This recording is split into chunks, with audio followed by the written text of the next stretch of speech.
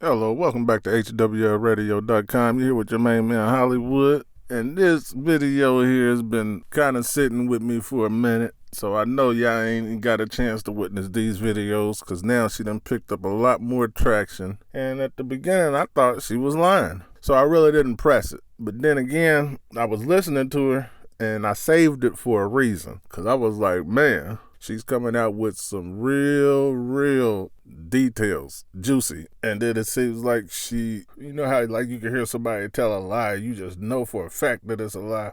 I ain't get this with her. But what I did get from her and why I waited is because I got that she was somebody, you know, that everybody, she was with the upper class and everybody moved on and they doing good, she's doing bad, and she's jealous now. Because, you know, every star got that person in the hood. They wasn't nothing. They wasn't this. And I don't know why y'all all up under them.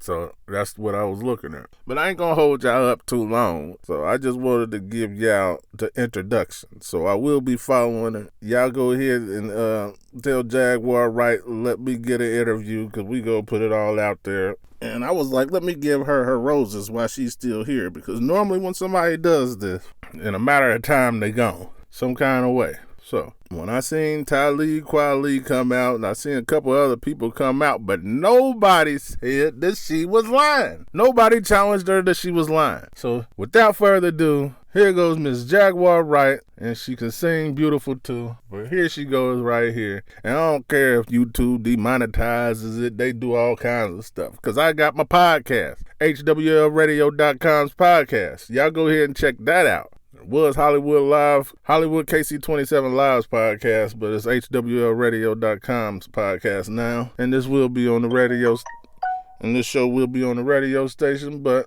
like I said, without further ado, here goes Miss Jaguar Wright, exposing the industry. Hey, so I'm working with this Galaxy 9 motherfucker. I'm in the studio. Next thing I know, I'm hearing that Erykah Badu got her hands on my singles. Like she listening to my hey, what's up, boo? And I was like, yo, word? Like, how the fuck Erykah get my music? And so I knew that there was a spy in the camp, but I wasn't sure if it was directed by Amir or directed by Jill, because all of these niggas work together to try to sabotage me. Oh, by the way, shout out to Jill Scott. The first 2 albums were awesome. I loved helping you make them. You bitch. You fucking owe me. Ho. You fucking owe me. Bitch. Wait a minute, you talking about me. Me and you, we good. No, me and you good. I ain't talking about you. Me and you was peace yesterday.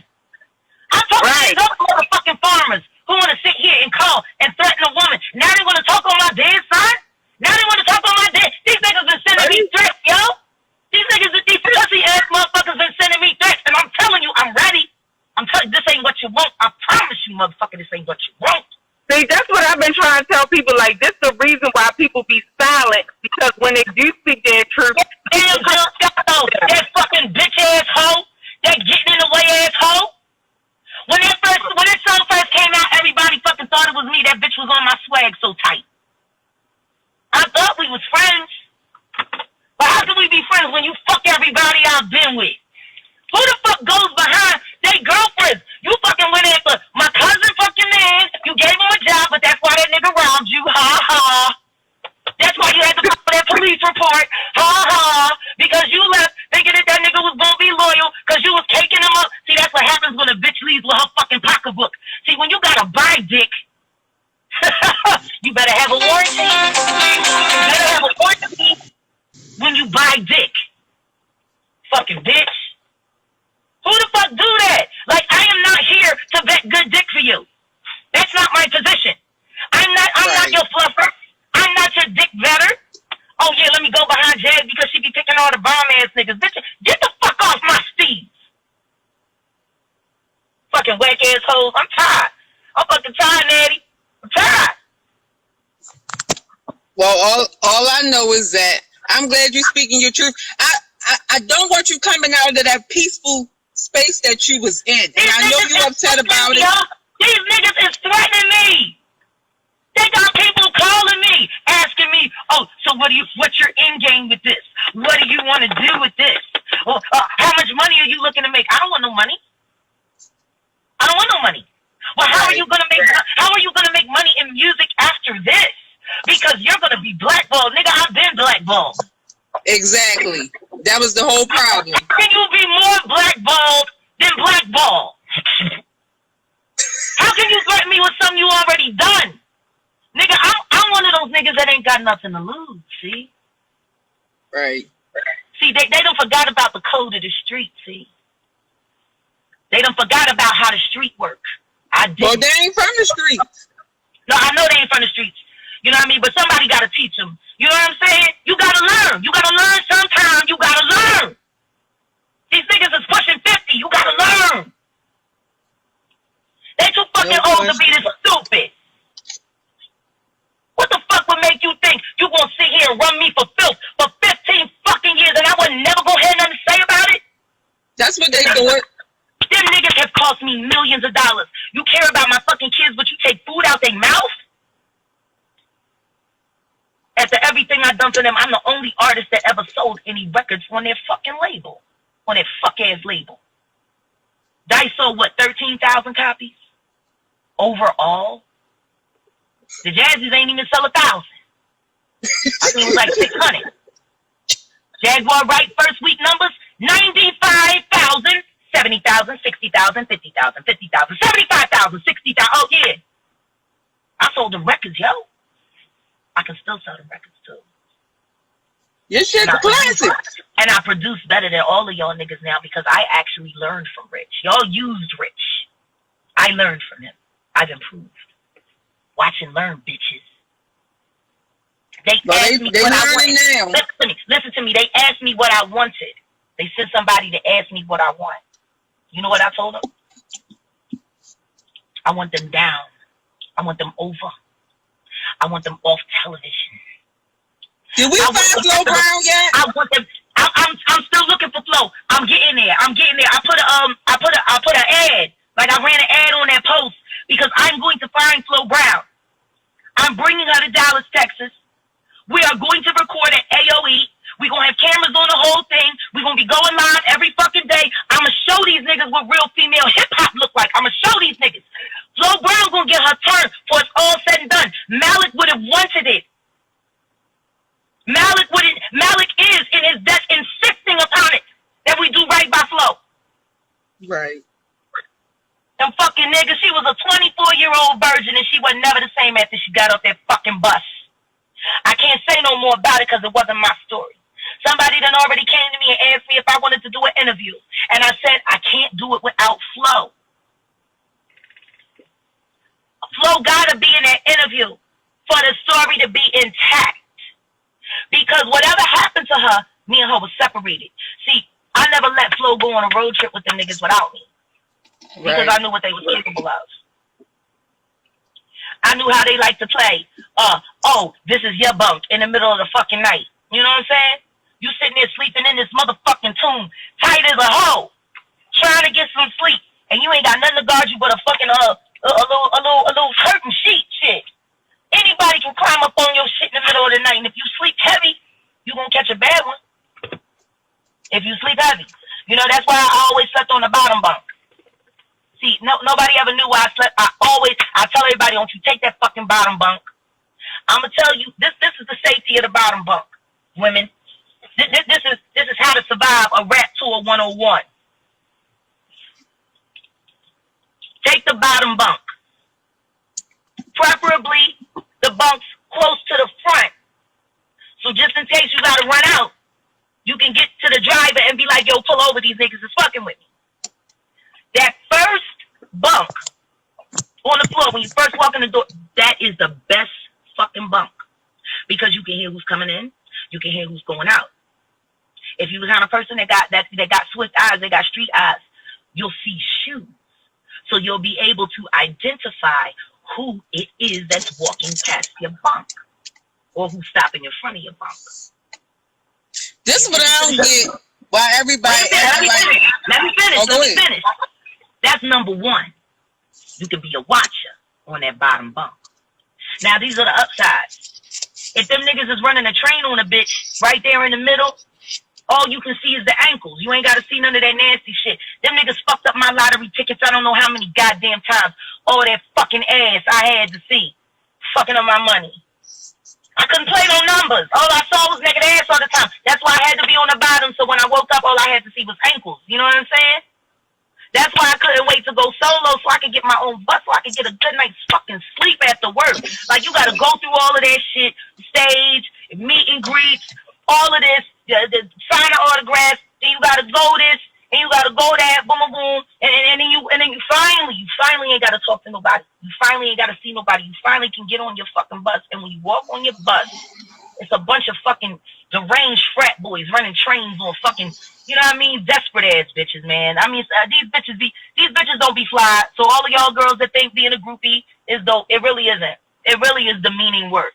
Like, it's demeaning work. I've seen niggas put bitches on buses, stop at the rest stop, and leave their asses there 300 miles away from home with no money, with their pocketbooks still on the bus, and say, "Oh, I'll put the shit in the mail." Like, these niggas was fucking treacherous, y'all.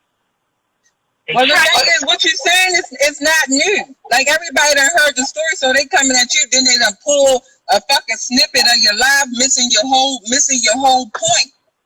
Missing your whole point. Like, they making it about Carmen, it's not about Carmen. And what you're saying is nothing new. You're not lying. Listen to me.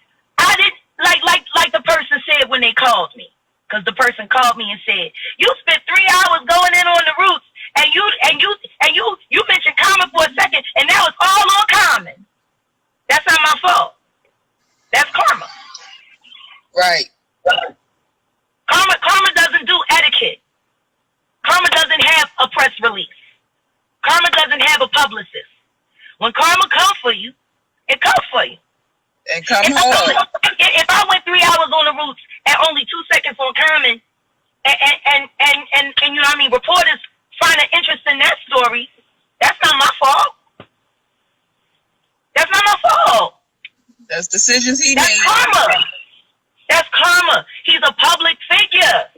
Public figures get attacked all the time. Matter of fact, I remember when he went after fucking Ice Cube. I thought Ice Cube was gonna fuck his ass up. Cause he ain't tough like that. That nigga he's from Southside Chicago, but you know, he an art geek. He ain't about it. He was not nowhere near the GDs. I know, cause I got cousins in the GDs. But wait a minute, Jay. I don't want you to lose what you wanted to do today. No, that's tomorrow, Wednesday, when we speak. Somebody want to talk about me going to prison for child support. I didn't go to prison for child support. I went to prison for I didn't go to prison, number one. I went to jail because I was fighting my case. And I won my case. Get your facts right. Right. I beat my case. I beat 2 felony charges in crooked ass Cook County on an election year. That's a big fucking deal. And I did it with a public defender in my own records. Shout out to my G.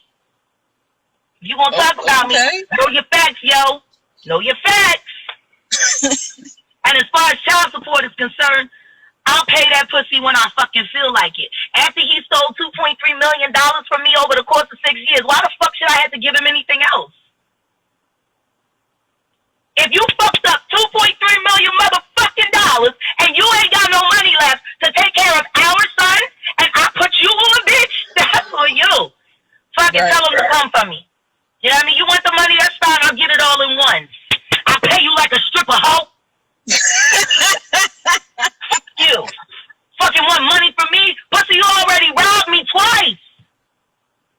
You robbed me of my privacy, and you robbed me of my dignity by forcing me to have to defend myself. Everybody know about me that know me, and if you don't know about me, you don't need to know about me. I'm a fucking privilege.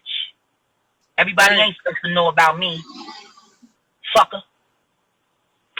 Stupid ass motherfuckers, man. This shit ain't no game. It ain't no game. It ain't no game, and I'm playing for keeps, yo. You got you now. You out there. If you come to me, this is an open carry state. We have stand your ground laws. You can come to my house if you want. Trust me, you won't. They don't want it. You won't leave. They don't want it. Me and my husband both got PTSD. You know? I want you to keep your shine, though. I want you to keep your shine. Me and my husband are documented. I want you to keep your shine. I'm going to listen to me. Whatever I have, it's not about me. I know. So listen to me. I'm doing God's work, yo. God wants all of this exposed. God is sick and tired of seeing the righteous who actually have. What do you mean if I'm a felon? I'm not a felon. Stupid ass. Dumbass. Right. I'm not a felon. She said she won her case. I beat my case. You can go. It's on my fucking credit report. It's on my credit report, my nigga. It says nole prosecute. That means not able to prosecute because they didn't have no facts. I went to court. I read them for filth. But thank you. Shout out to my G. Shout out to my fucking G. Come on. What else y'all want to talk about my life? I'm an open book. Just make sure you announce They trying to dim you. They trying to dim your light. No, listen to me. They can't. Right. They can't. Good. This ain't my light. It ain't my light. This is God shining through me.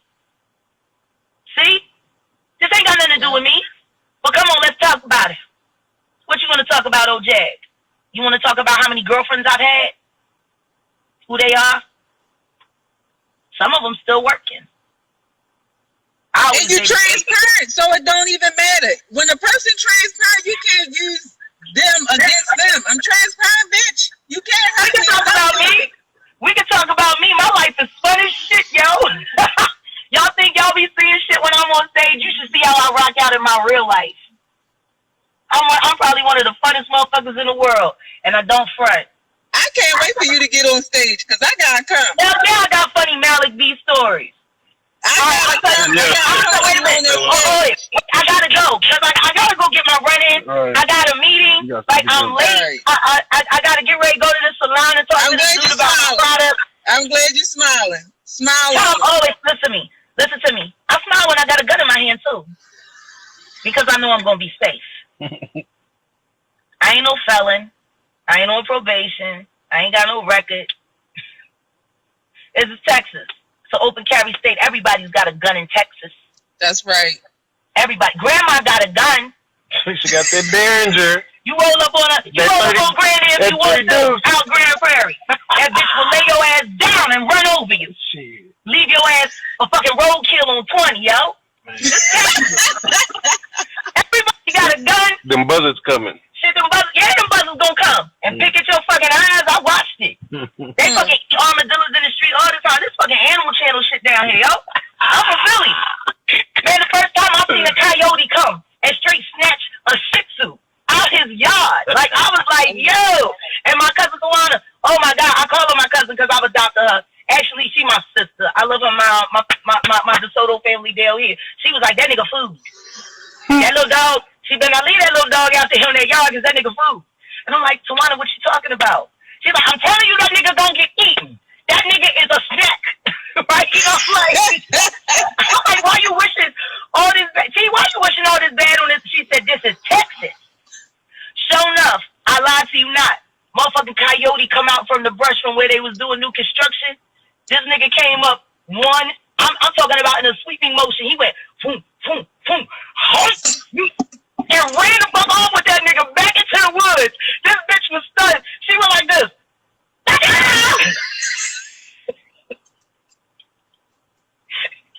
Don't come down to Texas and become food. I'm coming when you on stage. That's cool. That's what I'm working on something. So I'm gonna keep you abreast because it's dope. We're about to do an online series. I mean, Black Lily's probably never gonna happen again, but I got what I got in me, and I'm gonna share it with y'all and show y'all this fucking awesome talent we got down here in Dallas that Erykah Badu never thought was worth, promoting. They're all worth promoting. They're fucking amazing. Just Mandy, amazing. Kerryon Johnson, amazing. Ruben Lyle, amazing. Cypher, so amazing. Polo, yes. I can't wait. Like, I can't even begin to tell you how many artists, and then there's my little brother. My little brother, Rakim Al-Jabbar. Y'all need to go follow Rakim Al-Jabbar. His album, I got 2 songs on it, but I'm not saying follow because of that. Tag him. Hold on a second. I'm not used to doing this shit. So I got it.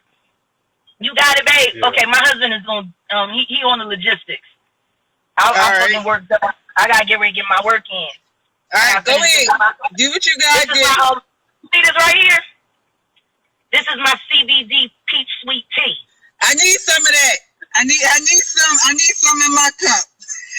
You need to go to my company page, Triple D Cafe. It's at Cafe Triple D.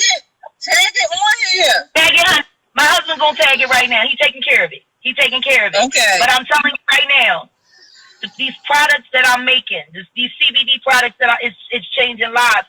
Listen to me. Last night, I got the stuff that I make called salve. People ask me all the time, how I keep my skin. I'm 43 years old. I ain't got no crow's feet. I got my laugh lines, but I'm tight. And all I use is the products that I make. I'll be 40 next Wednesday. Let me tell you something. You need to get you some of this salve. And you need to keep all of that gorgeousness sealed in. This salve ain't no joke. Now understand, it's got all kinds of beautiful compound. It's all holistic, all natural. It's got black seed oil in it. It's got castor oil in it. It's got fractionated coconut oil in it. Two different mineral compounds, shea butter in it. You know what I mean? Advanced vitamins that I pack in that hoe, but I infuse it with CBD. You look good, so I believe you. Listen to me. I don't wear no makeup, yo. I know. I don't wear no makeup. No makeup on. I know. I want some. I know you ain't wearing no makeup either. I see you. Go Coco. Go Coco Brown with your lovely self. I'm married. So. I know.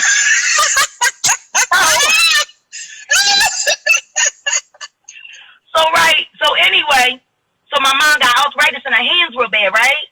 Mm-hmm. Real bad. Like they puffed up, swollen. She can't move them. She be looking like a little dog trying to get the cabinets open. Like her mitts is all fucked up, So I said, Mom, put the salve on. So my mom rubbed it on her hand. She just took a little bit out and she rubbed it. Oh, I'm sorry. I'm looking at gossip. My bad. Forgive me, Lord. So anyway, right? So, she rubbed it on her hand. I walk around for like 3-4 minutes upstairs because I wanted to come back in and check and see the progress. When I tell you, my mother's hand was puffed up to here, right? Like this. She couldn't move it.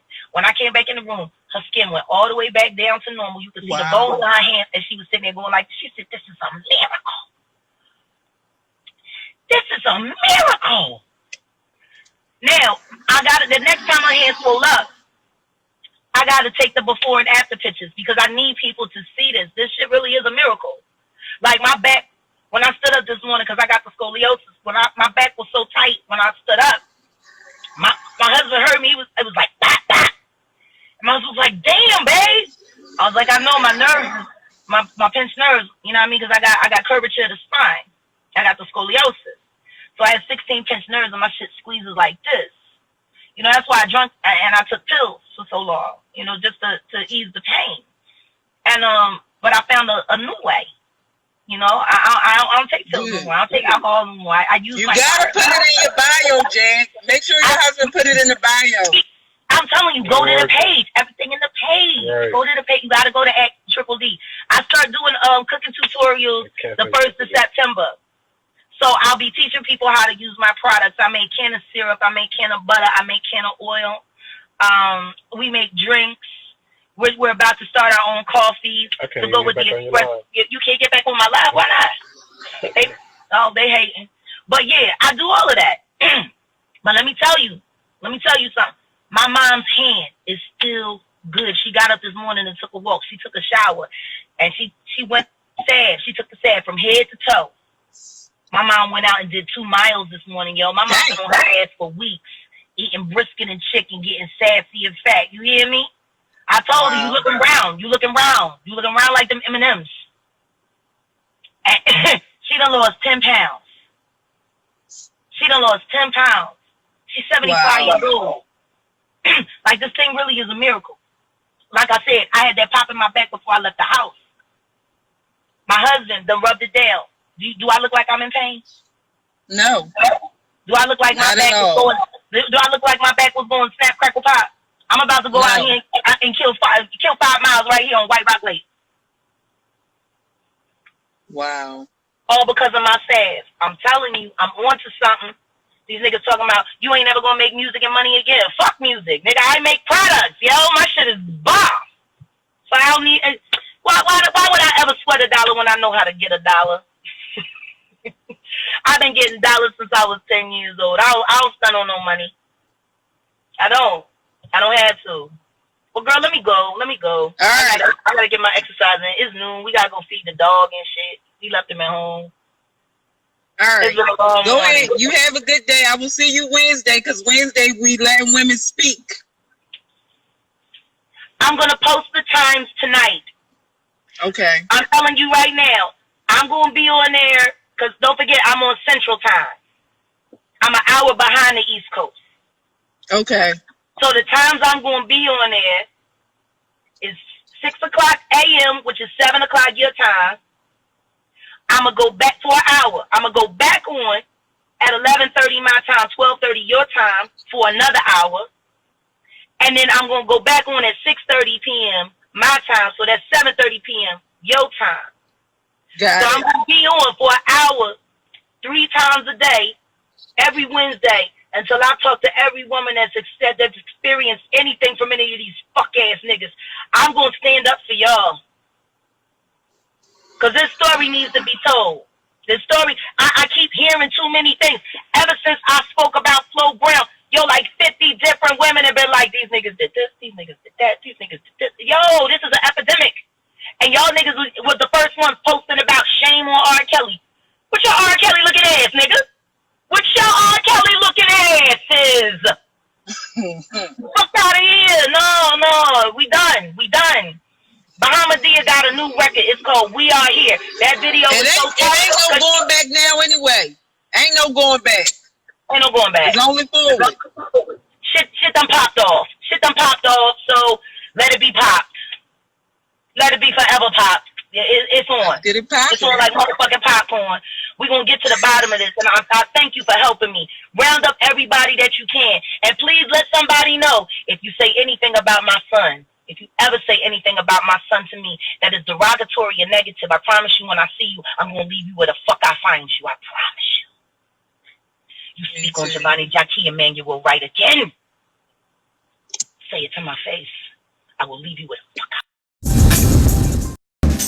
Everything they tried to hide, taking it back. Yours and my love coming with me. What about the neighbors coming with me? What about the sea coming with me? My people that you came with coming with me.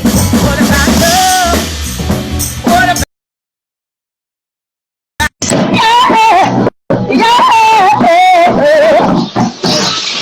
now, just for this now.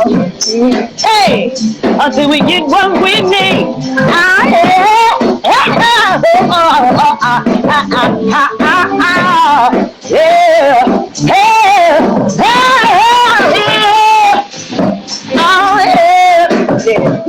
And then we'll figure out how to wrap it up. We good on that? I think we good. Hey, see, look, you ain't want to stop playing it. Y'all became friends, didn't you? You started to trust that bass line, didn't you? I know a little bit of something on it. A little bit. I get these at the Smoking Jacket. Shout out to the Smoking Jacket in Cedar Hill. I can't wait till we do our event. I'm doing a love event, you know, and we're gonna help promote, you know, us black business women in the Cedar Hill, Texas area. That's what I love. Shout out to Triple D. I'm kind of missing home. I'm kind of looking forward to going home. But yeah. So you know, like when I tell you this, yeah. So anyway, I got my publishing deal, and you know, when you get a publishing deal, you get an intent letter of how much money they gonna send. When my ex-husband saw what the number of the check was, he ran around and showed everybody that he could show. Look at what my wife is getting for publishing. Look at how much money we're about to get. Ran to the mom. Now the mom hated me because I took the boy out the house and stopped him from paying rent because you was abusing your son, Tina. You know what I mean? Like, he wasn't supposed to be paying your rent. You had a husband. You had a whole company. Why couldn't he just go to college? He couldn't just go to college because y'all you gambled away his college money or whatever, so he had to work a job. Like, I was just looking out for him. You know what I mean? I felt kind of bad for him. That's why I called him Boy Toy. I was like, shit, your parents toy with you. I might as well toy with you. That nigga ain't had no name in my life for 3 months. You know, I was a dominatrix at the time. And, you know, my ex-husband, he has certain habits, you know, that happen to fall in line with that particular skill. You know, when I was talking about Tina Ferris, you know, jacking my whole swag on the good time girl thing, yeah, that was my name in the streets. I was the good time girl. I was the dominatrix. I ran phone sex lines. I threw bachelor parties. You know, people always wonder why they saw me at strip clubs. I was working. You know, I met a lot of my clients that I you know, I was heavy into S&M. I was heavy into S&M. Anybody who really knows me knows that. You know, I was either in the life scene, or I was on the pool hustler scene, playing in dark back alleys and all through Philadelphia. I'd be the only chick coming with some pool sticks on my back, you know what I mean, up a dark alley in the middle of the night all by myself, not afraid of nothing, you know. So, I mean, like, these weren't things that I was interested in sharing with the world when I first came out, you know what I mean. I wanted to make a groundbreaking album that left behind some awesome jewels for my generation, you know. It's kind of like a time capsule of, yeah, we learned some shit, you know. And I didn't want my street life and my sexuality to be a part of that. I didn't. It was nobody's business. It was mine.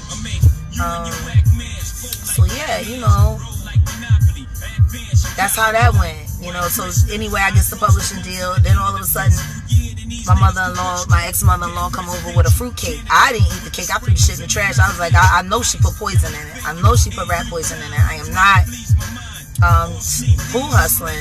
I've been schooling niggas on tables since 1997. Ask about me. Ask about Baby J. Ask about Jackie. You know what I'm saying? But anywho's, I got my publishing deal. Then she want to come over with the fruitcake. Oh, I have a business proposition for you. And I'm like, okay, what's that? And she was like, well, I'm writing a book.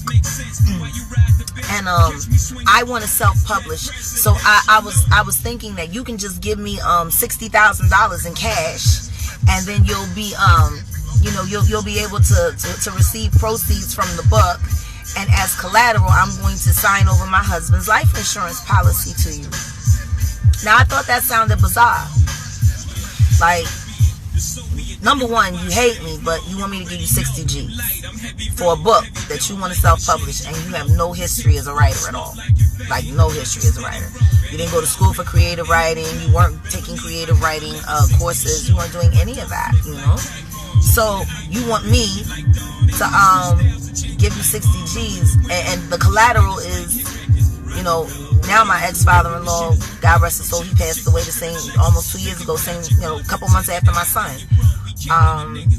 But you want to give me his life insurance policy as collateral, you know. So it was $120,000, and she wanted me to give her 60 G's. And I said, well, I feel very uncomfortable having this conversation about money and your husband's life, because essentially what you're telling me is I'm not going to get paid until your husband dies. And I just think that's a little bizarre, that you would want to barter your husband's life over 60 G's that you can't pay me back for a book that you want to self-publish, and you have no history as a writer. Like, you have no, I'm like, it doesn't sound like a good investment for me, you know, to me. I said, but what we can do is, you can go get your husband and bring him back here, and we can have that conversation with him present, because I'm trying to figure out whether or not, like he knows that you're running around trying to make deals on his life. Now, let's just say I had been stupid and took that deal, and I had to wait for him to die to get my money back. He didn't die until 2 years ago, till 2018. This was back in 2000. I would have had to wait 18 years to get my money. Like, that don't sound like a good idea. You know, and I told her that. And she said, well, I brought you the fruitcake. I said, yes, and I won't be eating it because I don't trust you. You sitting here bartering for a book on your husband's life. And then that's when she said to me, no, you don't understand. God came to me in a dream, and he showed me for my 50th birthday that my husband was going to be dead and in a casket, and I was going to go up and I was going to look at him and say goodbye, and I was going to walk off with another man. She was like, I'm telling you, God told me he going to be dead in 2 years. I'm like, God said he going to be dead in 2 years? I'm telling you, I seen it in a dream. For my 50th anniversary, I'm going to be free of Danny Odom. I'm like, well then, yeah, you really won't have to bring him back to have that conversation with me. You know what I mean? About 60 G's? Like, yeah, no, yeah, he got to be present. If we going to talk about his mortality, you know what I'm saying, and his bread, then, you know, You gonna have to bring your husband here. We gonna have to all have this conversation. Matter of fact, my husband will be here, your husband will be here, your son, your husband, and we gonna talk about this 60 G's that you want me to hand over to you, and we gonna stake it on his life. Of course she didn't like my answer, and then she told me she was gonna pray for me, and then she kept calling me, trying to pray for me, speaking in tongues, telling me I was going against God's will. You gotta understand, my mother-in-law been nutty, my ex-mother-in-law been nutty forever. Like the Jim Jones dude with the Kool-Aid, she was mad at her family because they wouldn't give her the money so she could go down there. And then when all of them niggas showed up on the news, dead, they was like, see, ain't you glad we stopped you? And she was like, I don't know what you're talking about. I don't know anything about that. You know, she was in a mental institution. My ex-father-in-law had to, you know, she went nuts or something. I mean, you should find her book. All you gotta do is read her book. She talks about throwing herself down the stairs with her daughter Becky, which is the baby girl. Because she didn't like how bad the morning sickness was. Like, she actually wrote all of this shit down and printed it. Then she robbed the printing company. They sent the books COD. They dropped the books off. She told them she put the check in the mail. She never sent the check in the mail. You can go and check the dockets, because they was living over there by Shelton Mall. You can check the records. So my father-in-law had some influence in city council and all of that, so she got probation. This was back in 2002. She was on probation for stealing the books that God told her was going to be a #1 seller, and all she needed was $60,000 from me, and she was guaranteeing that my father-in-law would be dead in 2 years and I would have my money back.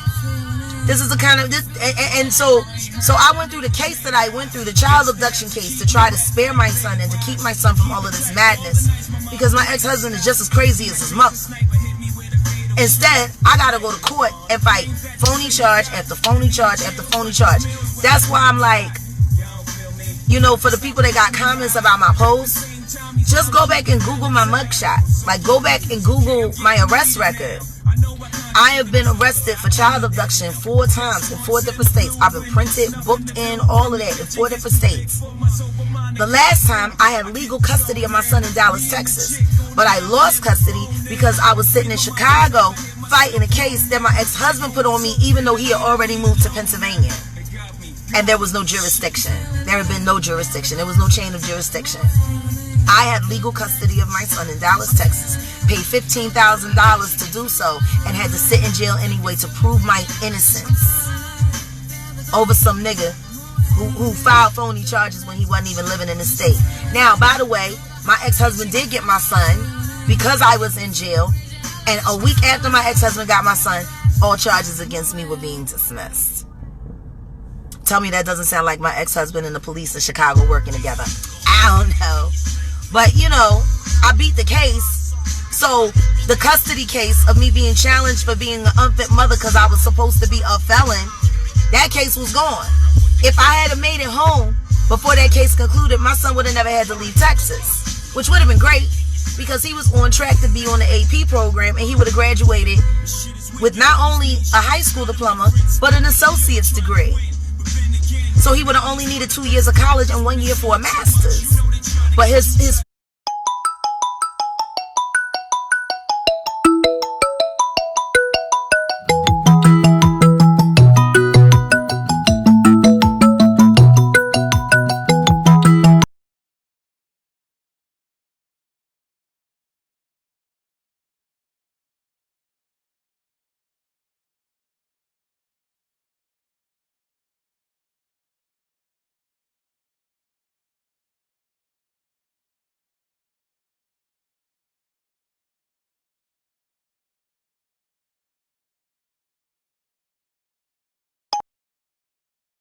mom, who thinks God talks to her and tells her to rob people, and then moves to New York. My husband ain't lived with my son in like a year and a half, like literally almost like 4-5 months after he took him from me because he needed to be with his son and he needed to teach him how to be a man. He jets off to New York and leaves him with a nut job who sexually molested him when he was a child, from what his father told me. He said he used to be scared of her. He would come home and Sam would be shaking and he would hold him tight and he would grab onto him and he would look at him and there's something wrong with his pants. But that's what his own father said about his wife, his mother. That's what my ex-father-in-law told me about his wife, and he was like, you know, Sam always acts strange. He always acts strange, and he felt bad about it. He said, but what was he supposed to do? That's the boy's mom. He can't keep him from his mom. This is how screwed off this family is, you say. I tried to protect my son from it as much as possible. If I had known these niggas was that nutty, I would have never messed with the boy. I promise you, I ain't want no smoke. I don't want no schizophrenic smoke. But it is what it is. And if you ask anybody about Big O Furniture and Danny Odom and the Cooperettes and Tina and Bettina Cooper Odom, everybody know they crazy in Philly. Go talk to Old Webb. Old Webb still got my ex-mother-in-law's promo pictures from when my ex-father-in-law was her manager. She was 15 years old. He was 32 years old, and they was together. He had her up in an apartment in North Philly. Like, this is where my ex-husband come from. His father was a grown-ass man fucking a 14-year-old girl. Danny Odom was like 30-something when he started fucking Tina. She was 14, 15. Had her up in an apartment. Then married and then got her knocked up. After he had knocked up his other John and left that child in the street. He had 2 other kids who he left in the street. Still talked about his ex-wife, who was nothing but a good woman to him and a great mother to his sons, like a fucking dog to the day he died. Like, these are the kind of niggas that my ex-husband come from, see? Everybody know Big O was a scam artist. Yeah, Big O, he did some stuff. Y'all remember Big O Furniture? He always coming around, collecting money at the projects with his gun. Like, everybody know.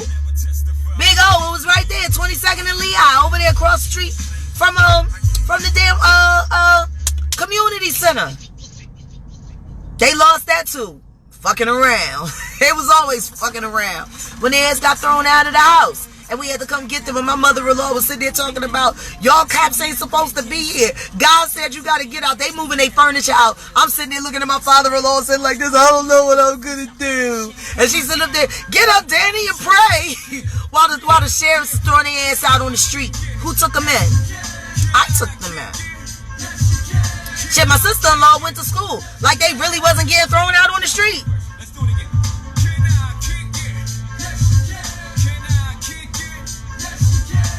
In Summer business, who's Summer? Oh, you talking about Summer Walker? What about Summer Walker? Yeah, it's matte. It's supposed to look like that. So I see what it is. We got haters on here coming after me, right? I got it. So to all the haters who like to get on my feed, all of you that are working for Common or working for Talib or working for Dice Roll or working for The Roots, just know, well actually we did talk about Summer Walker on one of our WCW conversations. So that's how I know that the trolls is on my WCW. Please come and get some enlightenment, because we're women that are working to get healing and help and share. So yes, thank you. Welcome. Thank you, all you haters. Like Cat Williams always said, you can never have enough haters.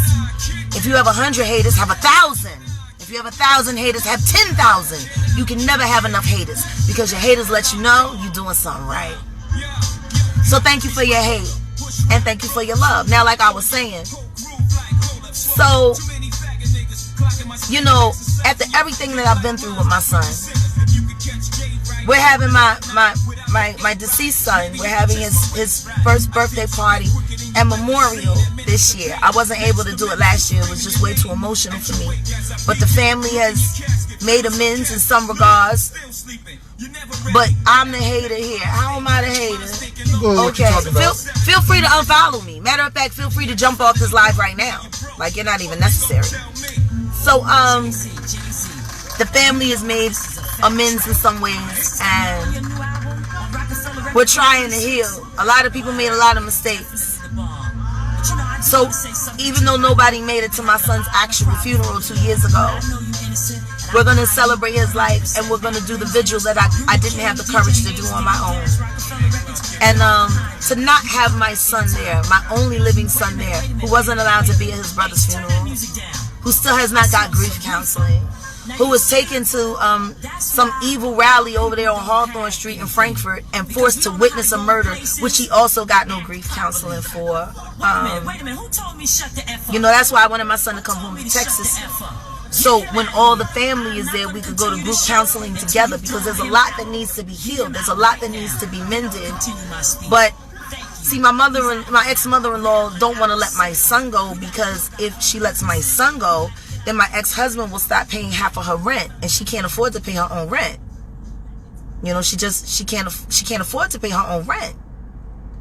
So if my ex-husband stops paying her rent because my son's not there, what does that do to her? See, that gives her a whole lot of motivation to say no.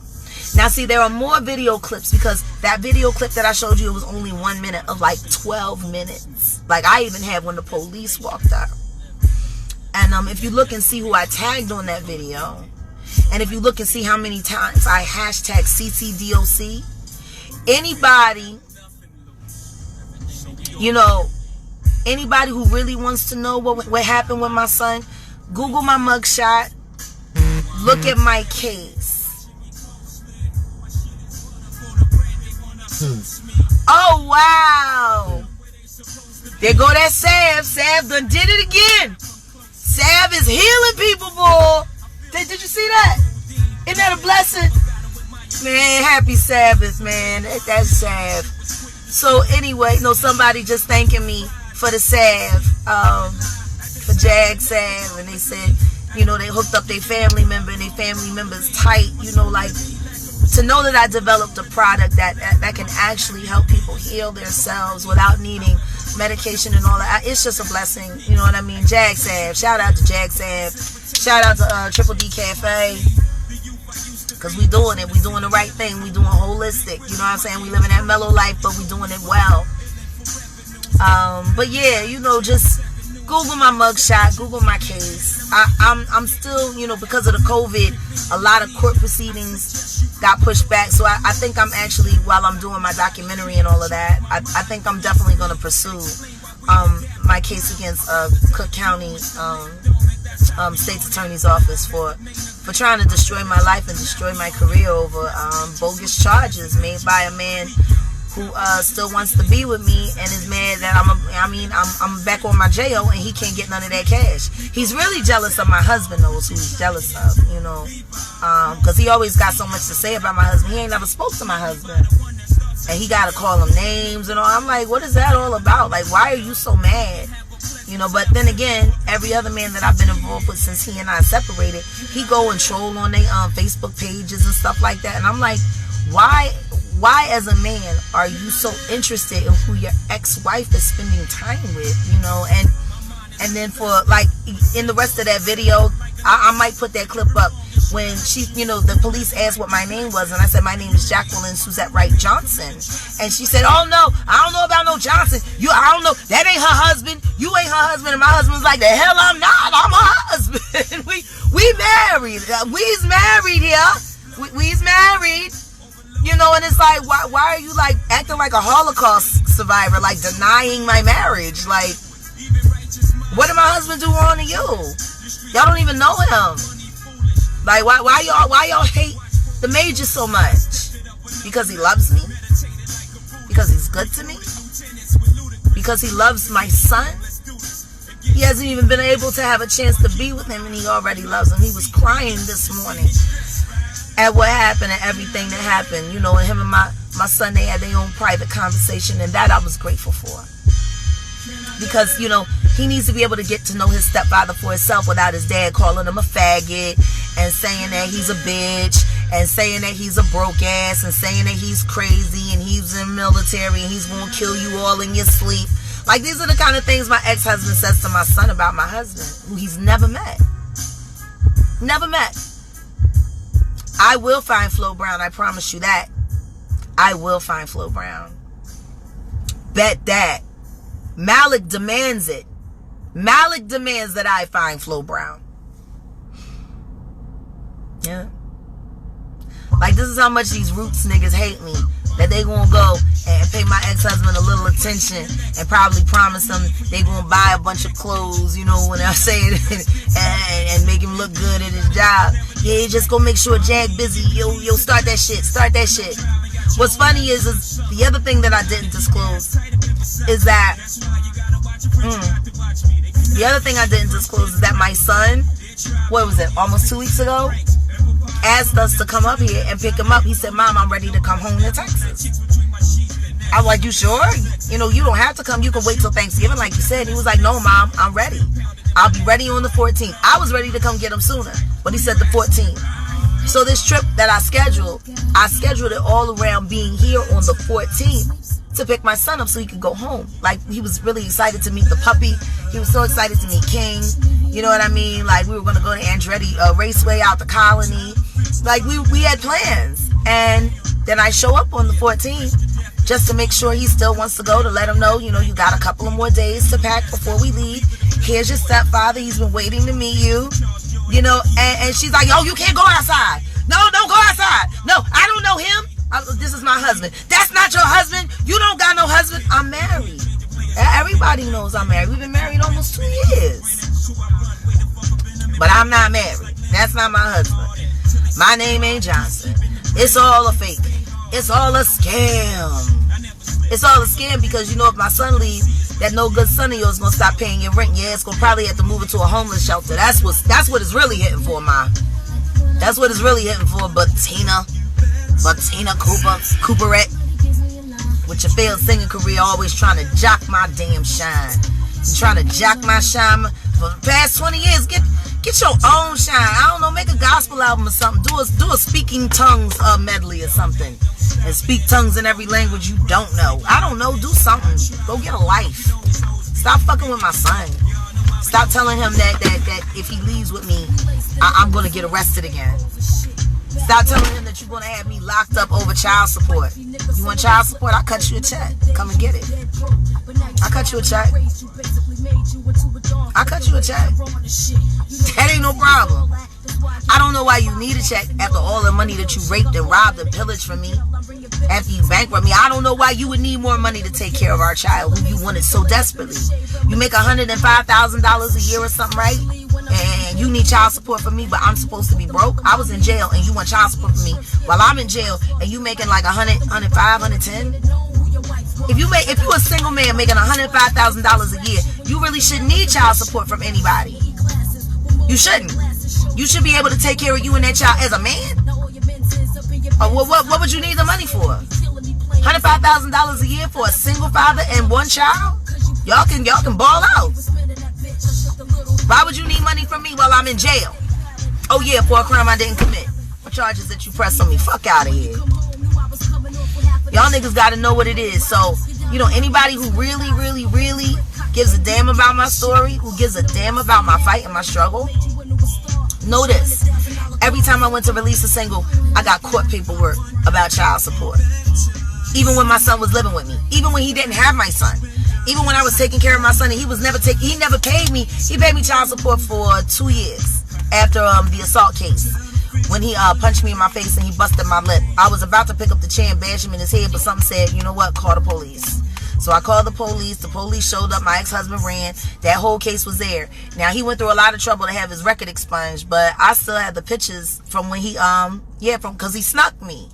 I was laying on the couch and he was like, boom, boom, and he snuck me and blackened my eye and busted my lip. Like, you can ask anybody in Philly, especially Janae Ellis, because Janae, she saw me with my glasses on. I took my glasses. She was like, this motherfucker, But whatever. You know what I'm saying? Like, it really, I don't care who cares. I don't. But I'm going to set the record straight. You know what I mean? Niggas going to stop running around lying on my name. My ex-husband was one of my clients when I did S&M. So when he run around telling people that I abused him, he's absolutely right. He loved every second of it. He paid me to abuse him. I think part of the reason why he married me was so he ain't had to pay for it no more. Like, anybody knows, if you came in my bedroom, he had handcuffs. You know what I mean? I always had my whips hanging on the wall. Like, I did that work. I was getting paid $300 an hour to kick people's ass, for sport. That was great for me as a rape survivor, It was very cathartic for me. You know what I mean? Men paying me to fuck their asses up? Okay. I'll take get paid for $200, Alex. Fuck out of here. Why wouldn't I? Much harm been done to me by men, and this man wants me to kick him in his ass with stilettos for $300 an hour. I'll do it. Shit, I'm thinking about it now. What? We ain't got to do nothing but live, and I surely ain't got to do nothing but stay black and die. Man, I'm just saying, you know. I don't know. Damn, I'm dehydrated. My lips ain't going right.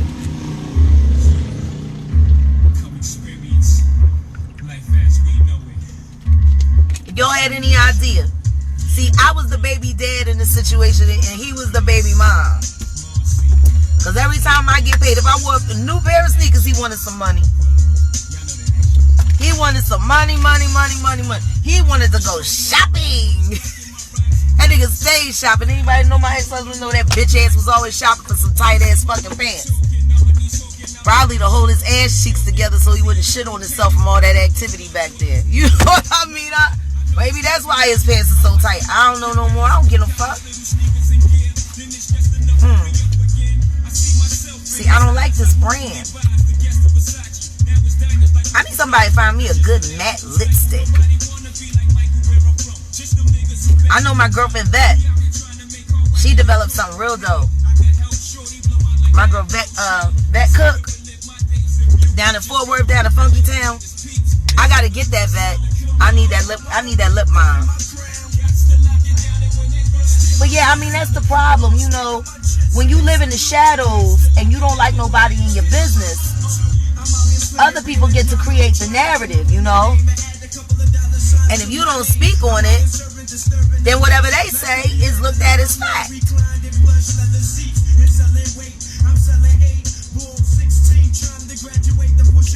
You know, so I was just like, I don't need to, I'm just gonna put a camera to it. I'm gonna let people see it for what it is. You know what I mean? My ex-mother-in-law wanted to be famous, right? She always wanted to be famous, her failed ass group. Because her husband, my ex-father-in-law, fucked her career up like my ex-husband tried to fuck my career up. That fucking dumbass. Had people jacking us and shit. Like the Love and Music tour. Me, Kendrick, Family Soul, and Kiki Wyatt. You want to know what? It was a VH1 tour. And guess what? A good share of the shows was sold out. And guess what? I didn't make $1. Want to know why? Because my ex-husband made a bad deal with a tour bus company that didn't fucking exist. And they ran off with, I don't know, $50,000. So I had to pay for everybody's flights to start the tour. Then I had to pay for another bus company after taking the L on that one. By the time I got home, before it was time to go to Europe, I was already $60,000 in debt in my personal assets. I had to carry that whole tour on my back because this fucking idiot wouldn't go to the company that I told him to. Oh no, well they told me they had a better deal. Did you vet the company? We went down there to I went down there to go tell these people to give me my money back. Shit didn't even fucking exist. It was an old water ice stand. How the fuck you just cut a check for $50,000-$60,000 unless you knew who it was and you pocketed that cash yourself? You know what I'm saying? When I tell you my ex-husband extorted so much money out of me, it don't make no sense. It don't make no sense. Yeah, I slept with whoever the fuck I wanted to. I should have. I paid the cost to be the boss. I paid the cost to be the boss. I paid all the bills. This nigga chipped in. In the party of my life, that nigga came with a fucking bag of Frito-Lay, fucking corn chips and some dip. In my whole life, I promise you. In the party of my life, being paid for on a grand level, grand stage, this nigga showed up with a bag of chips and dip and called himself a fucking husband and a manager. Fuck out of here, yo. So I'm taking your name off my second album. Goddamn fucking disaster. Yeah. Makes my ass itch. Always worried about who I'm sleeping with. Worry about who you sleeping with, male or female. I wish you would come the fuck out the closet, Sam Odom. I wish you would. Cause see, I know what you likes. I know what I done to you. I know what you paid for. Shit, I could have made more money off of him if I kept him as a client. See, Sam, I didn't want to have to tell people about this. I didn't want to have to tell people that you like to be abused. You loved it. When I would take that lampshade off, that hot light bulb, oh, you would get excited. Let's get honest, everybody. I wonder whatever happened to his trainer, Gene, that worked down 12th Street Gym. I would love to have a conversation with Gene. Gene actually threatened to kick me in my stomach when I was pregnant with Sam, and told me he would take my husband away from me anytime he wanted to. And if I knew who my husband was, I wouldn't even want to have nothing to do with him. And when he'd call in my house at 3 o'clock in the morning, I'm like, yo, nigga, we sleep. Yo, we sleep up in here. I'll call your husband whenever I want. You're nobody to him. Wait, I'm nobody. Nigga, I'm having a whole fucking baby, yo. What do you mean I'm nobody? Well, I'm telling you, if you knew what he was all about. And then he was running around with the transgender broad that used to dress Eve.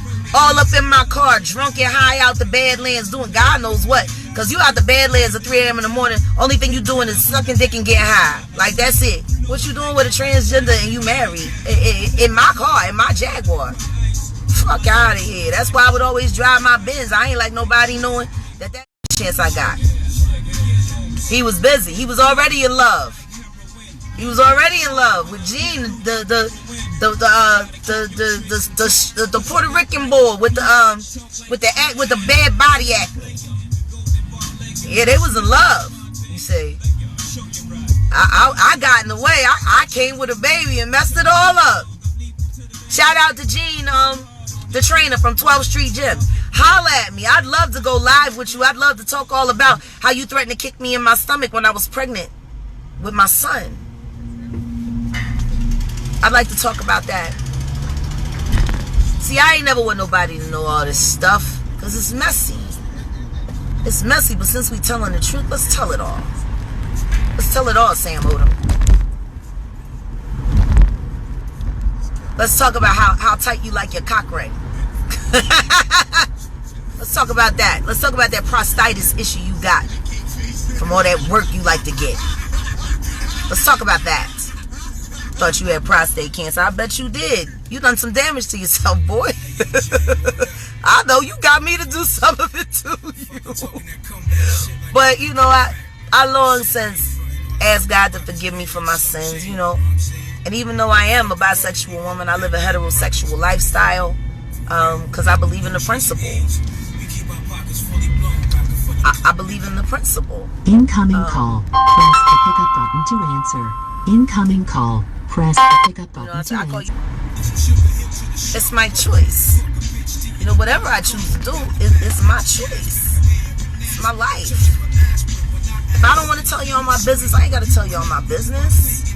If I choose to tell you my business, then I choose to tell you my business. But you know, it's like now, it's like I've been so quiet for so long, so many lies have been told. I just gotta come. Call. Press the pickup button to answer.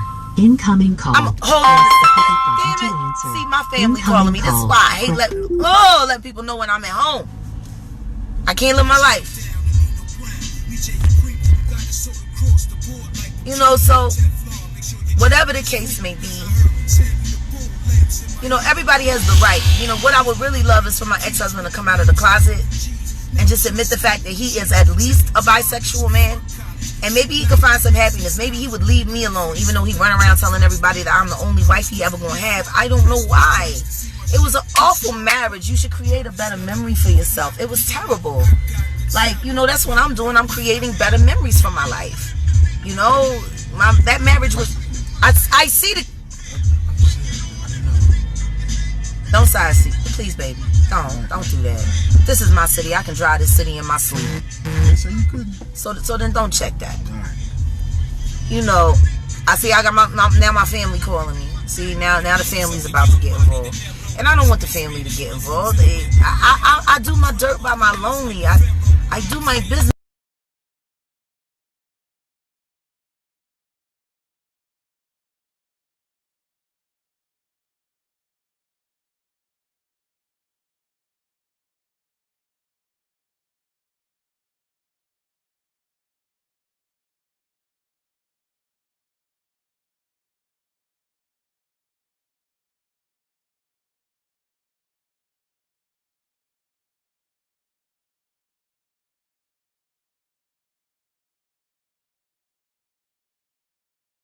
Everybody might lonely.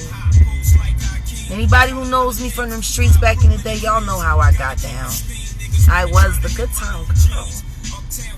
If you were looking for a good time, I could point you in the right direction, and I could always broker a good price for your fun. That's who I was. I was a single mom. I hustled in them streets. I played pool. I went to the studio. I recorded. I auditioned for Broadway plays.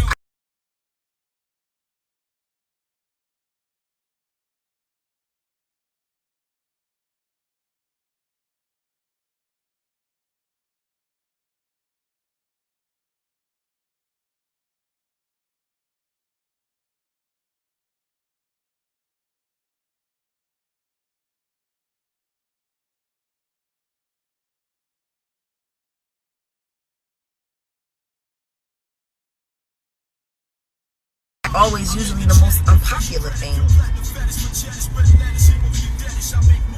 Nobody's got the heart to be honest, because you gotta accept the responsibility. You gotta be accountable, you know, for what you done, for your part, you know. And all I can say is,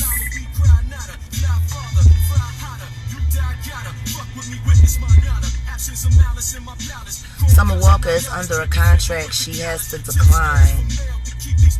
What Summer Walker have to decline? I don't understand. We gotta check up on what's going on with her. Shout out to Summer Walker though. You know, my husband turned me on to her. That's the one thing I can say I love about being in a relationship with a millennial. You know what I mean? Like, I'm not that far away from the younger generation. Like, he's always explaining to me what's hot. Like, my husband turned me on to Ari Lennox. My husband turned, who else you turned me on to? Uncle Ben Soul from France. And, you know, there's so much music that he's brought into my life that I would have missed if it wasn't for him. So I'm always grateful for that part of our relationship. But yeah, no, like, I was listening to Summer Walker's music, and I'm like, this girl is phenomenal. Like, she's really incredible. She's gonna go far. And then out of nowhere, you know, they announced that she was I ain't never seen Amir. I don't know anybody that's seen Amir's penis. I don't believe he's gay because he watches too much strange pornography. Like, I probably never told anybody that Amir is the one that introduced me to Ready to Pop films. I never knew what a Ready to Pop film was until I met Amir. We was on the bus, and I looked, and they had the porn on, because they always had porn on. I don't know why. Just always just porn. And I guess that's what niggas do when they bored, you know. I don't know. I don't understand why a bunch of grown men want to sit around looking at somebody else's dick. You know, I was always too selfish for porn. You know what I mean? Like, why I want to watch somebody else have fun? I want to have fun. I don't want to watch you have fun. I want to have fun, you know? I'm selfish like that when it comes to mine. But, shoot, I wish I could pull up on Amir. I would pull up on Amir, but you know. No, so Ready to Pop. What's a Ready to Pop film? I'm telling you, this is disturbing. It's very disturbing, so prepare yourself. Okay, so basically, in the Ready to Pop film, it's a pregnant woman that's in her, like, third trimester. Like almost like between, I think, like, what did they say, 34 and 38 weeks. Like, they won't take them for the film if they're at their due date. You know, it's got to be a little time. I don't know the rules. This is what I was told. And so basically what they do is they run a train on a pregnant woman until her water breaks. And then they call her hoe and slut and kick her in her ass and tell her to take her nasty ass to the hospital. And that's the film. And I was very disturbed. The first time I saw it, I was like, why the fuck is y'all niggas? I'm like, yo, what state is this in so I can call social services? This looks like an SVU episode. Like, something look wrong with this. Why y'all watching this? It's like, oh, Jag, it's a collector's item, you know, it's blah, blah, blah. And I'm like, who the hell wants to collect this shit? They running a train on a pregnant woman and calling a bitch a nasty hoe? I'm like, no, I don't want to see it. So I got my coffee and I went back to the bed and just started listening to some jazz and started writing. Like, it was just wild. Yeah, Amir Questlove Thompson introduced me to the Ready to Pop. Yeah, it fucked my head up. I was 23 years old. I thought I saw it all. I don't even want to tell you who put me on the nugget porn. I didn't even know such a thing existed as nugget porn. I did not know. I did not know that there was like a whole like genre of porn that's dedicated to amputees that have no limbs. And they apparently like it's disturbing. The shit I've seen on tour buses I wish I could forget. I wish I could. Running a train on a woman that's 9 months pregnant just to break her water. Well, why are they trying to break her water? Because that's the cum shot. That's fucking disgusting, Amir. It was disgusting and it's disgusting now. But you're disgusting, so, you know. It fits. Have a sandwich. Get over it, bitch. Stop trying to send motherfuckers for me, Amir. Stop trying to send people for me, Amir. This ain't what you want. I keep telling y'all. I'm too ready to tell the truth to be afraid of your lies. I have the truth too readily available to be afraid of your lies. They're your lies. You hold them. I ain't got to. And I don't intend to. At all. I'm sick and tired of covering up for a gang of dirty ass frat boys who got lucky once upon a time and rode it to the end. Or, you know, who knows? Who knows what the end of all of this is going to be? I don't know. I know I have to do my part, and my part is to tell the truth. My part is to tell the truth so people can see that the truth doesn't have to be a scary thing. It can just be free. Because the more I notice I tell the truth, the more efficient I am, the more effective I am, the happier. I never dealt with a duck. I ain't deal with nobody in jail. And I didn't even let the ducks talk to me in jail. I ain't even let the ducks talk to me in jail. Shoot. I ain't had no girlfriend in jail. It wasn't right. It wasn't right. The lighting was bad. The clothes were awful. You know what I mean? Like, I don't know how, like, niggas be finding chicks in jail sexy. Like, I don't. Like, the cheap cotton. You know what I mean? Like, you know, hoe just don't look right. Just don't look right. It don't look right to me, you know. And we had some bad chicks that came through CCDOC, and we had some bad chicks down Miami-Dade. And I wouldn't have never touched none of them. It's just something about the whole jail thing messed it all up. You know, it's just like, oh yeah, she in jail. Like, I don't want to be reminded where I'm at. Like, you know what I mean? Like, I didn't go gay for the stay or none of that. You know, I don't understand chicks that do that. Like, how was you just with a dude when you got locked up and now all of a sudden you in a whole relationship with a chick? Yeah, cause her commissary bag is fat. Jail was the best, man. The stuff I seen in jail, boy. I should write a book about that. Sometimes it was almost more entertaining than North Philly on a hot day. Like right round check day. Cause y'all know round check day, when it's hot in North Philly in the summer, it go down. It's crazy. It's absolutely nuts. Yeah, so, you know, if anybody got any questions about my post, you need to check my case. Google my case. Google my mugshot that I'm proud to display because I beat them charges. See, you ain't got to be mad. You ain't got to be mad about a charge when you beat it. Oh, you ain't no different than Malcolm or Martin or Marcus. You know what I'm saying? Like, if you get a felony charge and you beat it on an election year, you a bad man with jammer, boy. I tell you that. Shout out to my G. Shout out to my G. And guess what? I smiled. Like in my last mugshots, I smiled. The guards used to tell me, how is it that your mugshot looks better than my driver's license picture? I'm like, because I do that good work, baby. I keep it tight. Yes, I did smile. I smiled in my mugshot because I knew I was innocent.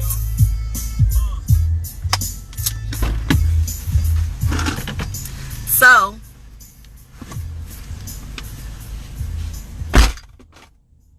oh hell no, she can't play Mahalia Jackson. I don't know why anybody would want Jill Scott to play Mahalia Jackson. No, you go get Lettucey for that. Lettucey do the Mahalia. Lettucey Mahalia Jackson. That's who should be Mahalia Jackson. You know what I mean? When she did it in the movie with the Common and the Legend. Yeah. Yeah, shout out to my girl Lettucey. So proud. So proud to know you. So proud to call you friend. But yeah, no, not Jill. Jill can't do the Mahalia. That's blasphemous in itself. She Jehovah's Witness. She don't even believe in Jesus like that. You know what I'm saying? She I don't even think she believe in Jehovah. For real. You know, she was that friend that when it would come time for the baby shower, well, you know, I'm Jehovah's Witness, so we don't really do gifts.